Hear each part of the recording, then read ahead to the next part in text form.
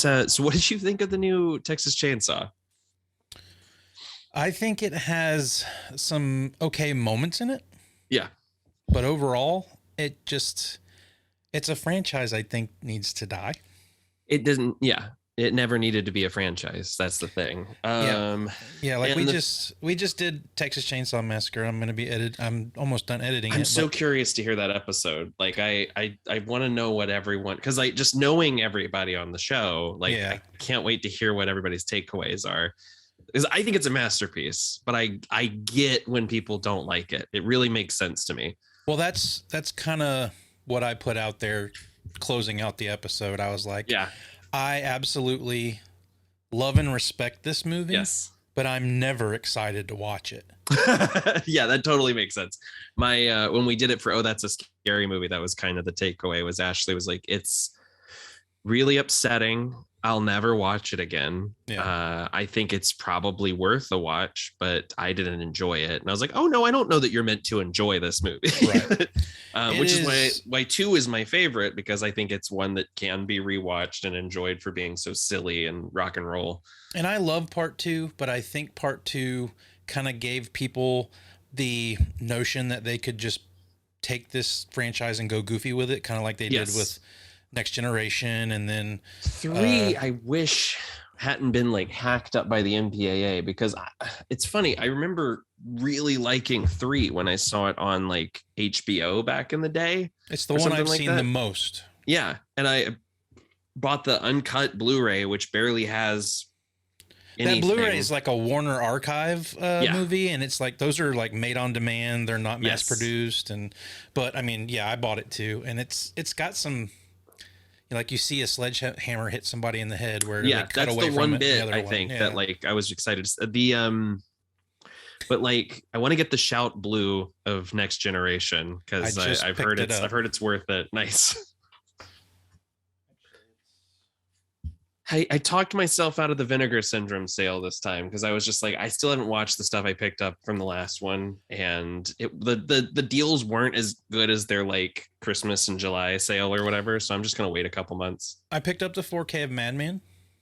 Yeah. Okay. And I've never seen that movie at all, so I'm interested to watch that. Before the Valentine's Day sale, they did their February releases, and when Drop Dead Fred showed up, I was like, I'm on that shit. Oh yeah, I almost did. I almost got that. I'm holding out because Kino Lorber is putting out I'm Dangerous tonight, which is a I've never heard of that. Made for cable thriller starring Machen Amick and from Twin Peaks, Shelley from Twin Peaks, and Anthony Perkins from Psycho.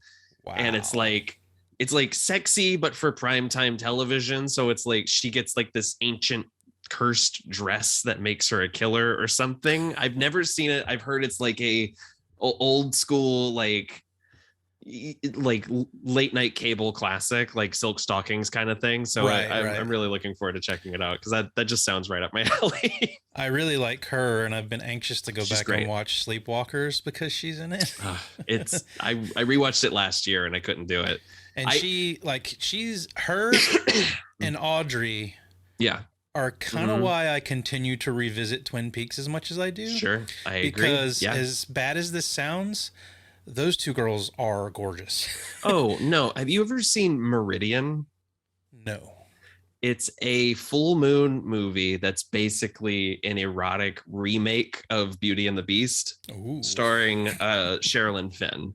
Nice. It's terrible, but if you love Sherilyn Fenn, you should watch it. I just picked up the blue for The Wraith a couple months ago, so I was really excited about that. And then I think what's the one she did? Was it Two City Junction, or what was it called? Like it was like another one of those like romantic thriller, or like what I know her best from, and what I saw the most on cable when I was younger, was Just One of the Guys. Oh sure, yeah. And I remember when I started watching Twin Peaks, I was like, I know her from somewhere. Where do I know her from? Because I didn't watch The Wraith a ton when I was younger. I saw it. I came to that one way later. Yeah. And I didn't, before I started watching Twin Peaks and found out she was in that, that's when I went back and watched The Wraith, and I was like, oh shit, yeah, there she is, in all her glory. Yeah. But and still blonde. Yeah. Yeah, and but I remember just one of the guys, and I remember she has that mole by her eye, and that always was something I remembered about her. She's incredible on Twin Peaks, and they do her so dirty in the second season. Well, and anything after the first season, I feel like her storyline with Billy Zane just never worked for me. Yeah, and I hate the way they did it. I mean, everybody hated the way the show ended originally, so yeah. But I hate that we never found out what happened to her. And then when I saw her in the new one, I was like, I'm Here excited. She is. Yeah, but that went nowhere. No, it's a real bummer. It's maybe the thing about the revival that upsets me the most. Is I waited the whole show for her, and then it's just whatever. And it was so weird how they started interjecting that little bit of her story into the new one, and then just kind of cuts off. And then it's like, okay, so everything I've been watching in the bar the whole time is what is like? Yeah, that's the that's the love and hate for David Lynch I have, is like, he captivates me with things, and then he leaves me wanting more. That's how I feel about Mulholland Drive, where I'm just like, I don't know why I'm hypnotized by this movie, but I love it so much. And it's, I remember the first time I watched Lost Highway, I did not understand what I was watching. I still don't really get Lost Highway, but I dig it. I go into Lost Highway now thinking it's meant to be a science fiction movie. Okay, interesting. And like, I kind of have that sort of feeling about most of Lynch's work, especially like The Elephant Man is something all on its own. Sure. The straight story, but his IP stuff that he does. Oh, Eraserhead is full on sci-fi. And then I think if he had gotten to make it, Ronnie Rocket would have been like even more. And I think his stuff kind of all exists within the same universe, and where time travel is possible and alternate worlds exist. I mean, he gave an interview, or Mark Frost gave an interview at one point where he said if they'd gotten to do a third season of Twin Peaks, Harry would have figured out that he can go back in time by driving backwards through a cornfield. Like, they would have like full on made a time travel storyline in season 3. Yeah, there's a lot they left in that I was just like, man, and I kind of want a third season, but I don't at the same time.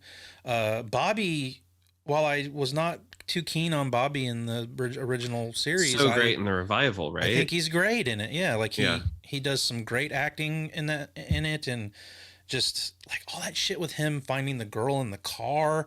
Right outside the diner and all that still stuff. Don't know what that's about. Yeah, like they leave all that stuff so open, and it's like, but yeah, I mean, I love Twin Peaks, and I would love to see more of it, but I know David Lynch hates the constraints that he has to have with a TV show. He just signed. He's doing. He's going to be in a movie directed by someone else. He's going to be in a Spielberg movie, I think. I think you're right. Yeah. I just watched The Art Life for the first time. Oh, I watched that. I watched that after the hurricane hit when I was living at my mother-in-law's house. And it was different than what I was expecting, but it's all about his art and his life and all that stuff. And it was very interesting.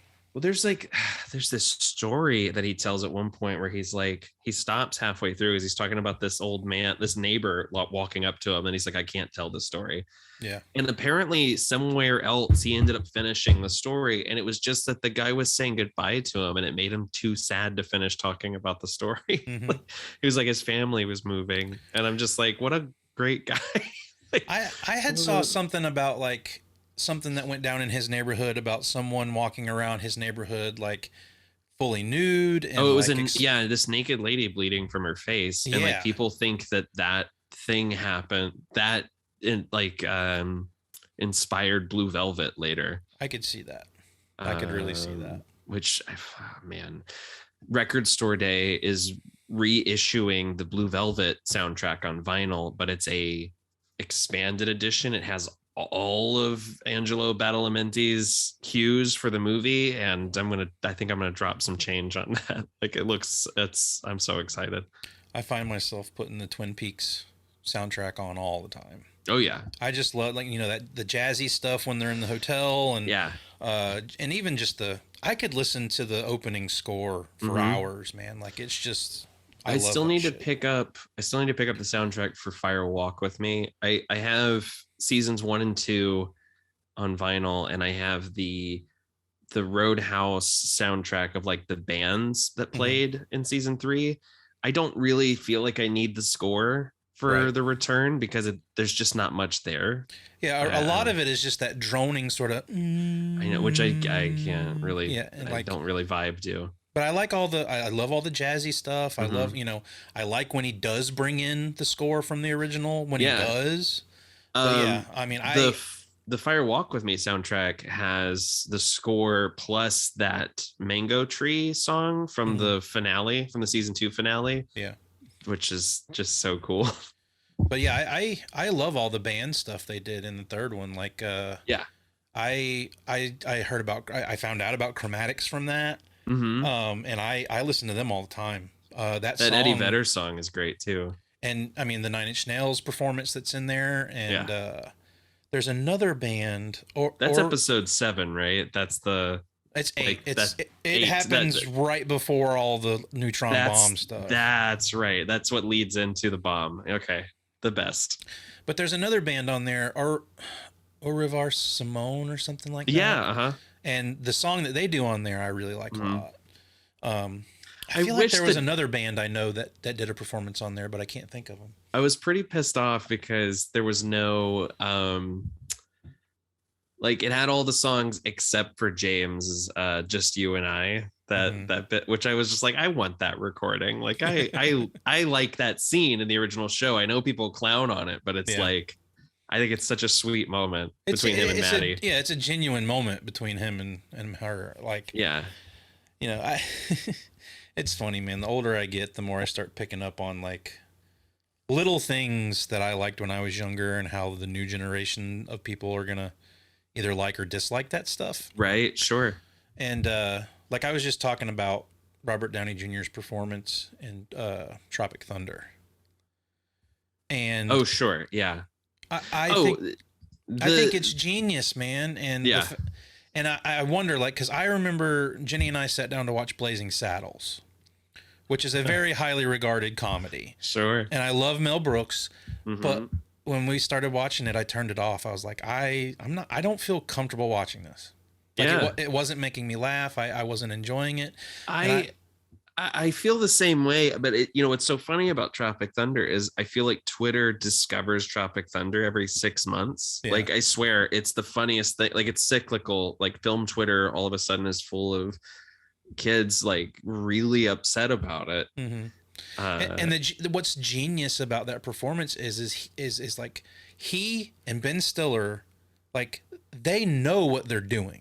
They know who they're making fun of too. Like that's like it's meant to be a critique on shitty actors like that. Right. But I mean, on face value and the younger generation that are growing it totally up makes sense. with all of this shit we've dealt with the past few years, they're gonna watch that and go back and be like, "Oh, that's fucked up." And it is wild that Downey got a Oscar nomination for that role, though, right? Like, it's kind of insane.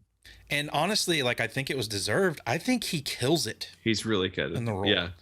And I saw an interview with him on Joe Rogan, and I know Joe Rogan's a touchy subject right now too. But he explained it to him. He was like, I was very hesitant about it, and he's like, I went to people I know. I went to Jamie Foxx. I went to this person. I went to that person, and they were like, dude, you got to do this. And it's it's one of those things. It's like the respect the black community has for a rapper like Eminem. It's like they understand the craft and what they're doing. Was it 50 or was it Jay-Z? There was an interview with someone saying like Eminem is the best rapper in the game. Like it was a while back, but it was literally someone who knows what the fuck they're talking about saying like it or not, he spits the best bars in the game. Like I saw something recently of somebody talking about that. I want to say it was The Weeknd. Oh, that makes sense. Well, it's just I mean, and watching the Super Bowl halftime show, I was like, they're fucking right. Like he's As much as I don't dig him as a person, Yeah. like the dude is undeniable. I mean, he came around and he broke onto the scene completely different than anything else anybody had seen. He wasn't. I mean, fun. he was coming up when like Nas and the other guys were coming up, and he was doing, I don't know, he was trying to elevate everything. Like he was trying to take it to the next level. And that was, and like, he didn't have, well, back then he didn't have, I think Eminem's fine with people poking, or with fun being poked at him, as long as he's doing it to himself. He did not have a sense of humor about himself back then, though. He did, like, he had a sense of humor about himself. You think so? But he did not like when other people like clowned on him, or like he doesn't like to be made fun of unless he's doing it to himself, you know? Yeah. Because that's what that whole first Slim Shady record is about, is him being a fucking white trash white guy growing up in Detroit. and growing up in the rap scene and all that. And you could laugh at it, but you could also see the seriousness in it. Well, that's why it's kind of I was talking about this recently. I think it's a shame that 8 Mile was as far as he got in his acting career. I mean, like, The Interview doesn't count. That's a cameo, you know, like 8 Mile rules. I rewatched it recently and forgot how good it is. And that, much like a movie like Purple Rain, is really, I mean, he lived that shit. It's his movie. He knew what he was doing, you know? Oh, by the way, whenever you guys want to do Purple Rain, I'm in. Like, I've been wanting to rewatch it, and I'm like edging myself. Like, I'm literally like, I can't fucking do it till it's time. I'm making the schedule right now, and I know March and April we're pretty. We know what we're doing. Cool. But after that, it's still a little up in the air. So I've told everybody, I was like, be prepared, because Purple Rain is coming, and Nathan's coming as well. And Nathan's gonna be. And you like it. I will try to be on my best behavior, because like it's a raunchy movie, dude. Like, I talked about this on Silver Linings, where I was just like, that movie's like borderline Skinamax level in some parts. Like, it's insane. That scene where he and Apollonia are in the bedroom. I've never seen anything like that in a movie, like in a mainstream movie. Insane. Yeah, like he's got his hand down her pants. He does. Yeah. Movie's wild. I saw something recently, and the girl in whatever I was watching, I was like, she reminds me of Apollonia. I can't remember what the hell it was I was watching now. Have you been watching Peacemaker? Yeah, I love it. It's so good. You're not crazy about it? No. I love it. Oh, okay. I think it's the best thing coming out of the DC universe. I agree. Like, I also thought the Suicide Squad was the best DC movie since The Dark Knight. Like, I genuinely really excited. They're doing a second season, and they're doing another Suicide Squad spinoff, but they haven't revealed who the character is. I'm hoping it's Ratcatcher or Bloodsport. I think that would be fun. I have to attribute it to James Gunn, though, because like that man knows how to balance the absurd with pathos, with drama. Yeah, so well, dude. Well, like, I remember when the show was announced before the movie came out, and I was just like, wow, they're really going all in on John Cena, you know? But he proved me wrong. Like, the dude is solid. Goes for it, dude. He's like, that's one of the things about it that has impressed me so much. He's really good with riffing too. Yeah, how much he has just dove into this character. Yeah. And he really seems like he's having a good time doing it. Robert Patrick is great. Like, the whole cast is so good. And I haven't watched the finale yet. I'm gonna watch that tonight when Jenny gets home from school, and I think we're gonna talk about it after Alien tomorrow. It's got a great action sequence. Like, it's awesome. The 7th episode where he kills his dad. Yeah. Like, this show, number one, has proven that I have a very fucked up sense of humor, because I think all the shit they're going for comedy in this is hilarious. Yeah, I agree. And the more fucked up it is, the better. Like, when Vigilante's talking to the guy out by the dumpster and he's talking about the abortion. Yeah. And the guy's like, you're happy about this? Yeah, he's like, I don't want to go to your abortion party, man. Like, I was rolling on the fucking floor laughing, dude. Well, it also proves that James Gunn for sure has daddy issues. Yeah. Like between this and Guardians Volume 2. Oh, for sure. And that's the only thing I will say is a kind of a strike for me is it feels like I'm watching Guardians. Some of it feels familiar. Yeah. But you know, my biggest issue is he does this thing, and it was something that drove me crazy in Guardians 2, where there's so many scenes of people just walking in slow motion while a song plays. Like there's like 3 separate scenes in the finale where I'm just like, okay, we'll put the chain over this. It's that same scene from Guardians 2. Yeah.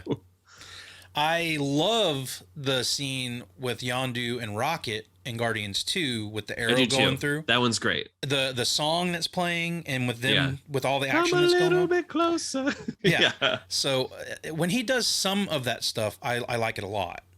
But I can see where it can get grating. Yeah, for sure.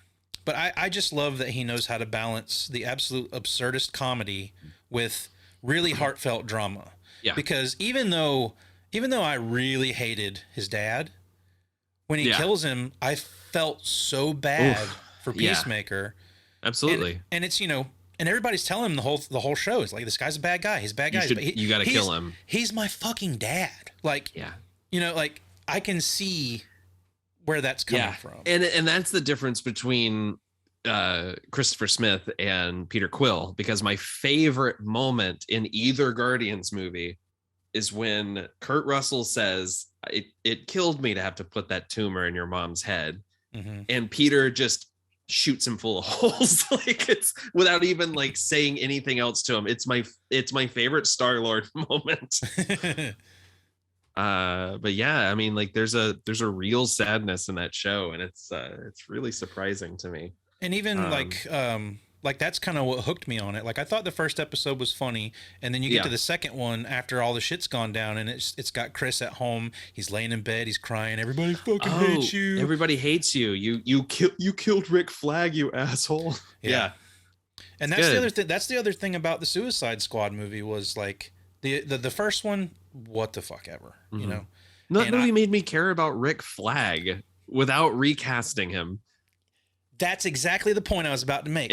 And Joel Kinnaman is a guy that I'm like is fine with the right material, but he's great in that second Suicide Squad. And I was genuinely upset when he died. Me too.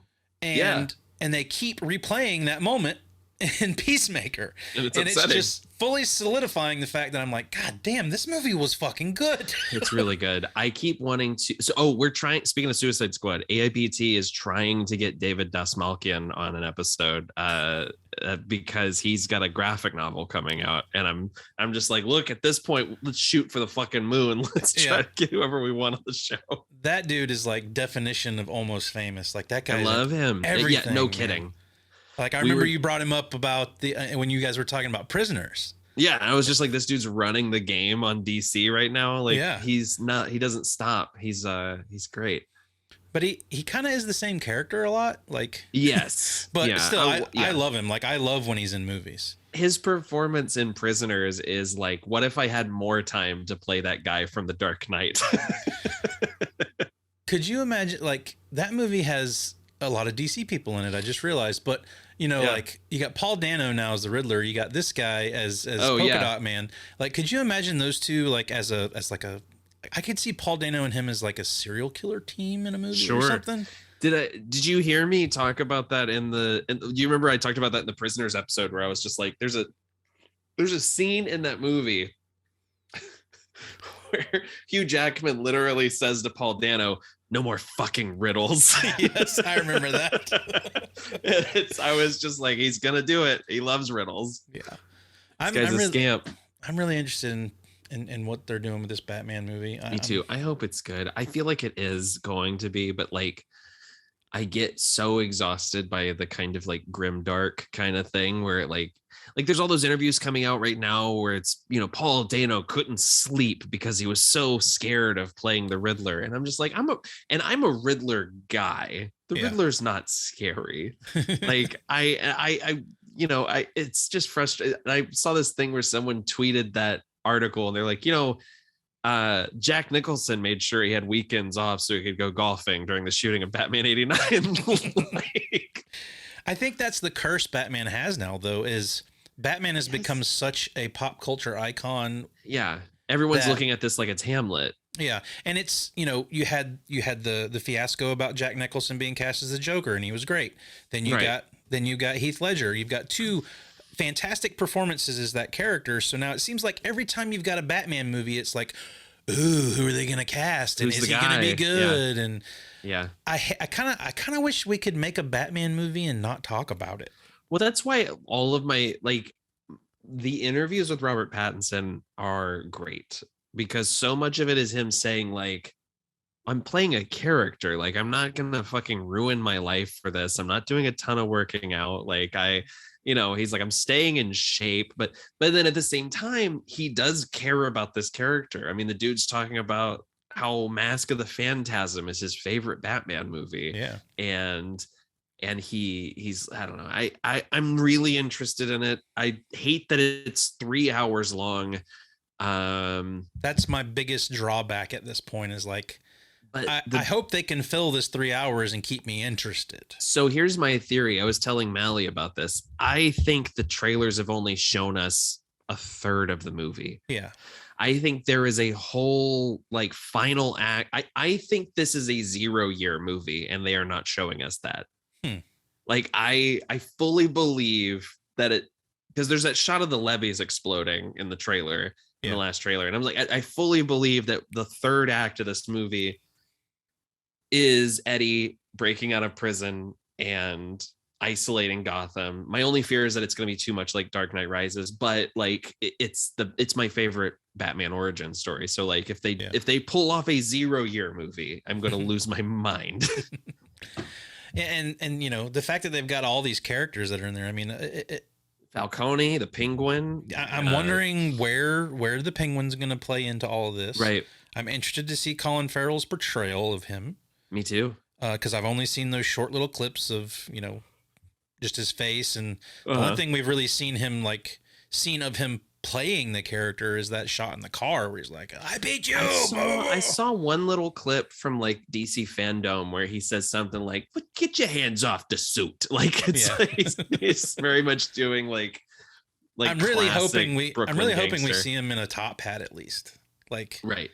Yeah. Or with an umbrella at some point. That's one of the things I loved the most about the Marvel shows, is when they give you those episodes or those little shots of them, those little glimpses of them in the original costumes, or like hints at the original costumes and stuff. Like when Jessica Jones tries on a superhero outfit for like 3 seconds. Or that episode of Luke Cage where he's trying to find clothes and he like he looks just like the old school Luke Cage. Yeah. I love all that stuff. And honestly, it's just, that's what I loved in Hawkeye. They brought back Wilson Fisk and they were like, put him in a fucking Hawaiian shirt. Yeah. And the whole, like, through that whole series, you've got her trying to talk him into having an outfit and the purple having outfit. some branding. Yeah. So I love that shit. A lot of people find it kind of grating and cheesy, but I think it's hilarious. You know, I love the fact that Daredevil, most of the first season of Daredevil was him in the Devil of Hell's Kitchen outfit. Oh, yeah, sure. You know, surprisingly, we will be talking about Batman at some point in this episode. I have a note, so I'm very excited about that. Actually, I have a note that references Batman as well. I bet we have the same note. Is it at the end of the movie? It is at the end of the movie. You didn't like Scream 5, right? The new Scream. Have you seen it? I was very underwhelmed by it. Jason and I just got off of a phone call a little while ago, and he's in the middle of it. I want to watch it again, but my knee-jerk reaction is the opening sequence is incredible. The middle of the movie is very good, and then I think it falls apart. I think the lead actress is terrible. Yes. I think Jenna Ortega, who plays the younger sister, should have been the lead character. Mm-hmm. And I think that Sydney is not a character in this movie. Like she's Batman. She comes in and saves the day, and that's that. But she doesn't do, like, all of her dialogue just feels like placeholder stuff. Like none of it works for me. She doesn't feel like a full character. The only stuff in the movie that really worked for me was Dewey. Dewey and Gale, their reunion scene is incredible. Mm-hmm. Dewey's death is great. I really like Dewey, and where I've had a fondness for Dewey before, but I never thought he was the strongest character in the movie. See, I'm a Dewey and Gale guy. I mean, that's like something that annoys the shit out of my co-host on Oh, That's a Scary Movie, where like Gale Weathers is my favorite character. I have a lot of problems with it. I'm sure I'll rewatch it and I'll probably find things that I like and dislike about it, but I love all the meta jokes about like toxic fandom and all the shit about the toxic fandom stuff is good, but however, as all the stuff about Ryan Johnson, I think is really clever. I was laughing so hard. I was like, I that's one of those things where only film nerds are going to really pick up on. And I like poked at Jenny. There's also a scene in there because on when we talked about Scream on the podcast, I was like, I don't think Kirby is dead, and she's not dead. She's not. I saw that. I also loved the dead meat cameo. That made me really happy. But and dead meat are really behind the new Scream movie. And I think it's because they're in it and they know the film. That probably has a bit to do with it. I've seen people who love it. Granted, it's still probably the best fifth entry in a slasher franchise. But like, when I think about the Scream movies, the only one that I think is actually bad is 3. And there's still a lot to like there. Well, I don't know if you listened to our show on that one, but I haven't finished it yet. Yeah. I found part 2, like, complete like lack of joy in any of it. Really? Because so the reason I haven't finished listening to it is because we want to cover all the Scream movies and I don't want to just like copy you guys. I have a bad habit of doing that with movie podcasts. Yeah. Like if you guys are talking about a movie on Silver Linings or something, and I know that's coming up for us, I don't listen to the episode because I don't want to bring in anything you got. Like sometimes I will. Sometimes I'll be like, Nathan talked about this on his show, and this is what he had to say about this, and blah, blah, blah. But what's really fun is when you find out you've like synced up with other people. Like the We Hate Movies did an episode on Spider-Man like a month after our episode.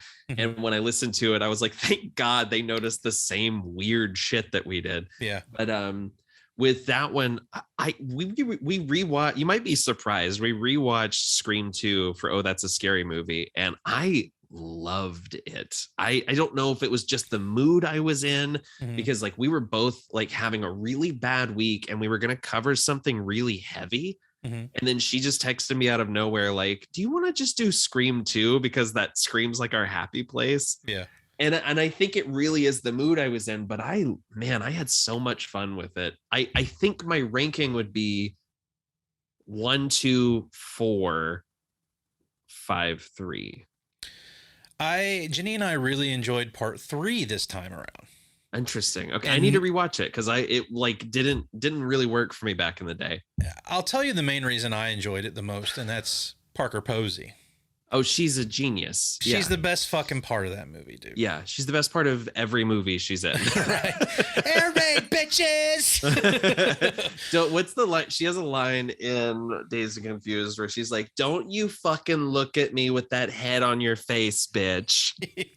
Or it's like it's something like that. But yeah, it's so good. I love her so much. Like her delivery of her lines in any movie she's in is golden. We were just talking about her because we did our Queen of the Damned episode, and I'm obsessed with her performance in Josie and the Pussycats. I think she's just so good at that movie. I haven't seen Josie and the Pussycats. I also have never seen Queen of the Damned. Wow. It's bad, but it's very fun. The soundtrack is written by Jonathan Davis from Korn. I knew that. And I know there's a lot of like new metal-esque stuff on the soundtrack. The whole movie is new metal. It's literally Lestat rises from the grave, and I think you will enjoy some of the jokes that I make in this episode, because I'm just like, he slept for 200 years in New Orleans. He slept through the birthplace of jazz, and he wakes up because he hears a Taproot B-side. Like, that's what we're going with. But yeah, Scream 5, I mean, I walked out of it disappointed. And the Dewey kill scene is good. Yeah. But until you realize that it's a little girl, you're going to have a hard time convincing me that girl did that to Dewey. I agree. Yeah. Also, she dies the same way she died in Once Upon a Time in Hollywood. Right? Like, Dustin texted me after the movie and was like, "Are you fucking kidding me with her death scene?" Yep. I can't wait. We're recording our episode on Malignant on Friday, and I am just so fucking hyped, man. My first watch of that movie, I was like, "What?" Yeah, me too, but in a good way. Like, I was legit like, it's the weirdest thing. I mean, it's literally like he just did whatever he wanted for 2 hours. I don't know what I was expecting. I'm not that big on giallo movies. So when everybody had this buzz around, oh, he made a giallo film. I didn't really did. I really don't buy that.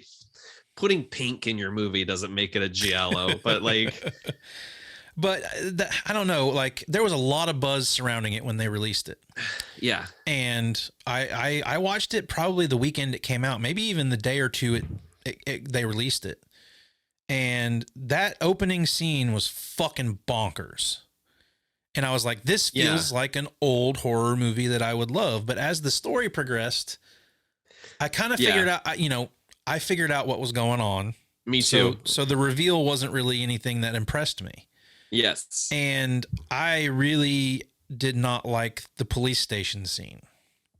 Oh, I did. I thought it looked too fake. I did. Yeah, I agree. But man, I don't know. There's something about that movie where, like, I agree with you. That first scene felt like David Cronenberg doing an X-Men movie. Like, it was, where they're just like, oh, his electricity powers are too strong. Right. I was cracking up, and every wrong choice just hit for me in a weird way, man. I don't know how to describe how I felt about that movie, but I loved it. Well, I went into it the first time expecting one thing and getting something else. And I think that's why when I walked away from it, I was like, this was fucking garbage. And then maybe it has something to do with the people buzzing around it or whatnot. But I've said this on our show. I've said this to you. And like,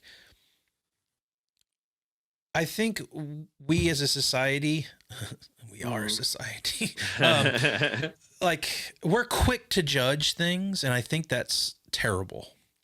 Yeah, for sure. Because like, the reason people love things that they love, like, sometimes there is the love at first sight. I get that. But like, the reason I love some things as much as I do is because I've had time to let them stew in my brain and like accept them for what they are. Definitely.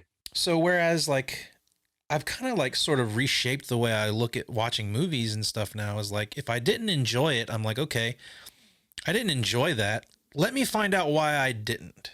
Yeah, I try to do that as well. And sometimes I'm pleasantly surprised when I go back and watch stuff. And like I said, when I'm like editing these episodes, and like I did with Dr. No, like I wasn't, you'll find new stuff. Yeah, like I wasn't super into Dr. No at first, but as we talked about it and I did the editing for it, I was like, this is a pretty good movie. Yeah. So I'm starting to try and be less judgy at the first watch or first go around of things. I think that's fair. I'm really hoping I get to a Bond movie where I feel completely different about it than you do. Because I think it'll happen. I almost, I don't know. I almost feel like some of the ones I'm really looking forward to might be that. But we'll see. Like, I know you're excited to get to On Her Majesty's Secret Service. Yeah, I can't wait. So am I. Yeah. But there's, that's the one is the one Bond, and that's the one I'm probably the most nervous about talking about, honestly. Like, and I hear great stuff about that one, but how am I going to react to it? You know what I mean? Which is going to be fun to see. Cause I just, man, that movie gets me, man. I mean, I already know who the main girl is in it, and I'm excited about that. Yeah. But other than, I mean, again, like I've done no research. I have no idea what the plot is. So excited. I got to run in just a minute, but I was going to ask you, have you watched No Time to Die yet? I haven't. It's long, and that's the biggest reason I keep putting it off. It's I've rewatched it once, but it's a hard ask for sure. I mean, I bought the 4K the day it came out because I really wanted to watch it, but I just haven't had the time. No problem. No worries. So, I hope you like it. I hope you like it. Now that we're on this train, I almost am like, well, I'm not going to watch any of the Daniel Craig stuff till we get to it, but I probably will watch it eventually. Yeah, I think it'll give you'll have enough time to come back to it fresh. Yeah. But I'm excited to see what they do with it. I mean, I've already had it spoiled for me, like what happens at the end. So. Oh, really? I mean, I don't know details, but I know Bond dies at the end. So, which, I mean, you probably could have put that together from the way they've been talking about how Craig's leaving the series and everything. Like, sure. They got to dispatch him somehow, you know? Yeah. Well, yeah, I'm curious to see what they're going to do next. Cause, outside of a full reboot, I'm not really sure what the plan is. Do you think this may be something I can interject into the episode somewhere? Maybe not. And tell me if you don't want to go on this tangent, we can do it on another episode, but do you think any of the older Bond movies could or should be remade? Oh, like I got to thinking about that with Thunderball. Tough question. I do actually. I think some of them could benefit from like another take or a fresh perspective. We've already talked about some of the ways in which these haven't aged super gracefully. I mean, essentially, we've gotten the reboot sort of style with the Daniel Craig stuff because they brought in Blofeld and other characters. Right. I mean, and in some ways, there, Spectre is kind of a remix of a couple of earlier Bond movies. Like they throw in aspects of these older ones in these newer ones. So it would be kind of hard to make just a clean reboot of anything. But yeah, I mean, I think if someone wanted to take another pass at Thunderball or next month's movie, I think could probably benefit from a reboot that irons out some of the more upsetting bits. Okay. But yeah, I don't know. It's a hard question because it's, it always comes down to the thing of like every couple of years someone threatens to remake Casablanca, right. And you're just like, well, what the fuck, Yeah, there's some movies that just need to be left alone. Are untouchable. Yeah. So yeah, that's a good question. I don't necessarily know the answer. I'd be curious to see it. I mean, I'm going to see any Bond movie that comes out, so sure. And I guess the biggest question there would be like not necessarily like remade, but like just like, okay, we're gonna take the plot from Goldfinger and update it. Yeah. Like, because essentially, like, I don't want to see the fucking Gus Van Sant version of Goldfinger. Where you just remake. Are you sure? Well, like I'm saying with the that's Psycho kind of what remake Quantum of Solace is, where he gets dropped into the desert and wanders around for a while. I fell asleep during Quantum of Solace. I still don't know what Ian happened. Fleming's in that movie. Jerry. But yeah, I mean, like I'm starting to think about that with these movies. I'm like, could these plots work updated? Like, and I mean, I guess they kind of already did a form of this with Die Hard with a Vengeance with the whole Fort Knox thing, like we talked about. Sure. I guess that's it. Is like movies are just borrowing plot points from these older movies and making them into something completely different. Boy, wait till we get to On Her Majesty's. You're gonna be shocked by a certain set piece, I think. Oh God. See, like that's the only problem with doing this podcast is like I really want to go watch the next two movies now, like back to back, just so I can see what happens. But I'm saving it. I'm saving it for the show. Saving it for the show. Yeah, I think I'm chomping at the bit to get to the next couple for sure. Yeah, and I'm anxious to see the Roger Moore era. Like, I can't wait because I've seen the last Roger Moore movie. I haven't seen any of the other ones. Right, so. That's right. I always forget that. Yep, that's awesome. Yeah, that's gonna be a fun time.